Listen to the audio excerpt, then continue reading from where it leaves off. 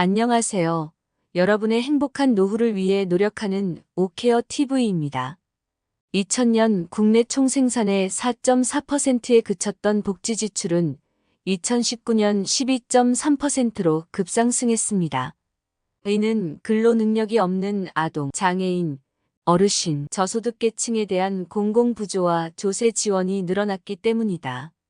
보건복지부 통계에서 2022년 GDP 대비 복지 지출 비중이 14.8%로 상승할 것으로 예상하고 있습니다. 이 수치는 2060년에는 27.6%까지 올라갈 전망입니다.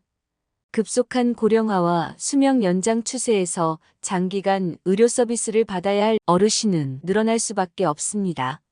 이로 인해 더욱 노후 빈곤이 심화될 것입니다. 관련 복지 수요 증가도 불가피합니다. 기존 사회적 약자의 어려움이 여전한 가운데 사회적 고립자, 금융소외계층 등을 지칭하는 새로운 약자에 대한 지원 수요까지 제기되는 실정입니다. 결론적으로 사회 전체적으로 부양 부담이 갈수록 커지게 됩니다.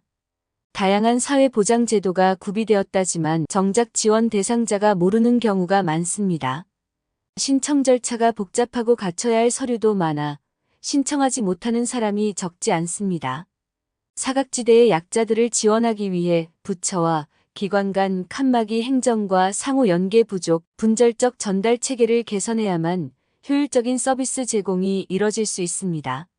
지난 14일 통계청은 2022년에는 총 인구의 50%가 44세 이상이었지만 2072년에는 총 인구의 50%가 63세 이상이 될 것으로 예상했습니다. 생산 연령 인구 100명당 부양할 인구를 말하는 총 부양비는 2022년 40.6명에서 2072년 118.5명까지 증가합니다. 이런 상황에서 생산 연령 인구가 내야 할 세금과 사회보험료는 눈덩이처럼 증가할 것입니다. 문제는 부채 원리금 상환 금액이 늘어나면서 국민들의 추가 부담 여력이 바닥을 드러내고 있다는 점입니다. 인구 감소에 따라 잠재 성장률이 떨어지는 가운데 실질 경제 성장률도 하락 추세에서 벗어나기 힘듭니다. 지속 가능성을 높이기 위해 퍼주기식 복지 행정부터 돌이켜봐야 할 때입니다. 국가 주도 아래 표준화된 급여 제공과 전달 체제도 한계에 도달했습니다. 복잡하고 다양해진 국민의 사회보장 수요에 신속하고 유연하게 대응하려면 민간 부문이 적극적으로 참여하여 국가를 보완할 수 있도록 관련 제도를 보완해야 합니다. 이런 현실에서 향후 5년간 사회보장 정책의 뼈대가 되는 제3차 사회보장 기본계획이 19일 국무회의를 통과했습니다. 사회보장 기본계획의 골자는 사회보장기본법에 따라 5년마다 마련됩니다. 정부는 약자부터 촘촘하게 지속 가능한 복지 국가라는 비전과 국민 삶의 질 향상, 사회통합 촉진이란 목적을 내걸었습니다. 3대 핵심 목표로 누구도 소외되지 않는 약자 복지 누구나 누리는 양질의 사회 서비스, 다음 세대와 상생하는 사회보장을 제시했습니다. 전체 가구 중 중위소득 50% 이하 비율을 의미하는 상대빈곤율을 2021년 15.1%에서 2028년 11.3%로 낮추는 목표를 수립했습니다.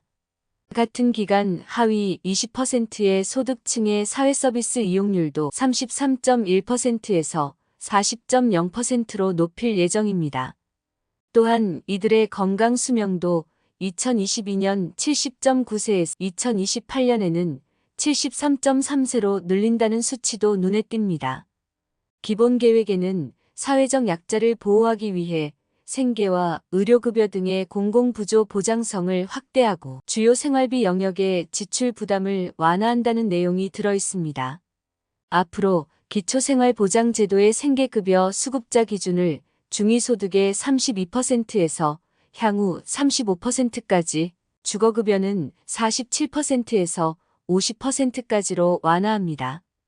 평균 소득이 빈곤 기준선인 중위가구 가처분 소득의 50% 이하 인구의 비율을 의미하는 노인빈곤율을 낮추기 위해 기초연금은 40만원까지 점차 늘리고 노인 일자리 수는 노인 인구의 10% 수준으로 높일 계획입니다. 중점 과제의 하나로 지속 가능한 사회보험 개혁이 들어갔다는 점입니다.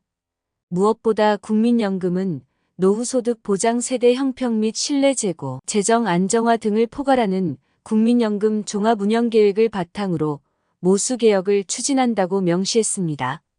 특히 국민연금 종합운영계획 5대 분야 15개 추진과제 중 수급자 실질소득 제고, 지급보장 명문화, 보험료율 인상, 수급 개시 연령 조정 논의, 국고지원 확대, 기초연금, 노후소득 보장 기능 강화 등이 관심을 끕니다. 국민연금 지역가입자 중 납부 예외 장기 체납자의 가입 유도를 위해 현재 납부 재개자의 한정에 12개월 한도로 보험료를 지원하고 있지만 향후 저소득 지역가입자로 확대하고 지원 기간을 늘리는 방안을 추진합니다. 출산 및 군복무가 장차 국민연금을 더 받는 발판이 되도록 크레딧 지원 대상과 인정기간도 늘릴 방침입니다. 이용자가 사회서비스 선택권을 행사할 수 있도록 역량을 갖춘 공급자가 진입할 수 있도록 제공기관 기준을 합리화한다는 결정은 바람직합니다. 아이돌봄 서비스와 관련 시군구별로 공공제공기관이 한계소인 것을 바꿔 복수 지정을 허용하고 민간 제공기관을 대상으로 등록제 도입을 추진합니다. 또한 올해로 종료되는 제2차 사회보장 기본계획은 생계급여 부양 의무자 기준을 폐지하고 어르신 재가돌봄 서비스와 감염병 대응 체계를 강화한 것이 눈에 띕니다. 다만 인구 구조의 급격한 변화로 인해 노후소득 불안정, 돌봄 부족에선 한계를 노출했다는 평가를 받습니다. 비수급 빈곤층을 2018년 89만 명에서 2023년 47만 명으로 줄이는 것이 목표였지만 올해 66만 명을 기록 미달했습니다. 연간 노동시간을 2017년 2014시간에서 올해 1800시간으로 낮출 예정이었지만 지난해 1928시간을 기록하는 데 그쳤습니다. 정부는 총 111개 세부과제를 추진하기 위해 향후 5년간 국비와 지방비, 기금 등을 포함해 69조 원이 들어갈 것으로 예상했습니다. 막대한 자금이 들어가는 만큼 약자부터 두터운 복지 전생의 사회서비스 고도화, 사화보장체계 혁신이란 3대 전략이 차질 없이 달성되도록 지방자치단체, 민간기관과의 원활한 협력과 협업이 이뤄져야 합니다. 국민연금 개혁 성공을 통해 국민의 은퇴 이후 삶을 체계적으로 돕고 필수의료 정상화로 국민의 생명과 건강을 보장하는 것에 중점을 둘 필요가 있습니다.